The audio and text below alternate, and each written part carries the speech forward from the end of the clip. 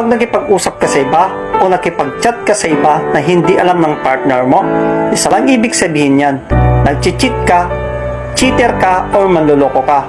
Tapos kapag dinilit niya yung usapan nyo o yung conversation nyo, dahil ang rason mo, baka magalit ka kapag nalaman niya, or baka hindi siya magalit. Yan ay malaking kalokohan. In the first place, kapag mahal mo yung partner mo, hindi ka gagawa ng kalokohan. Or hindi ka gagawa ng ikakasira ng relasyon nyo.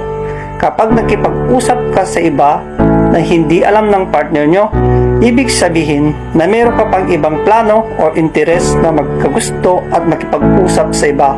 Meron kang option na kapag mag-away man kayo o mag-break kayo, siya yung kakausapin mo. Kapag nag-cheat ka, hindi mo talaga mahal yung partner mo. Dahil hindi ka loyal sa kanya at hindi ka faithful sa kanya, huwag mong gawing rason na nagkamali lang ako o nadala lang ako ng emosyon ko o natukso lang ako. Kasi alam mo ang tukso, nandyan lagi yan kahit gaano ka pa ka-loyal o gaano ka pa ka-faithful. Lalapit at lalapit sa'yo yan. Pero ang tukso, kaya niyong labanan kapag dalawa kayong lumalaban. At kapag pinag-usapan nyo lahat ng hindi ka naglilihim sa partner mo, palalampasan nyo lahat ng tukso na dumarating sa inyo. Wag na wag kang maglilihim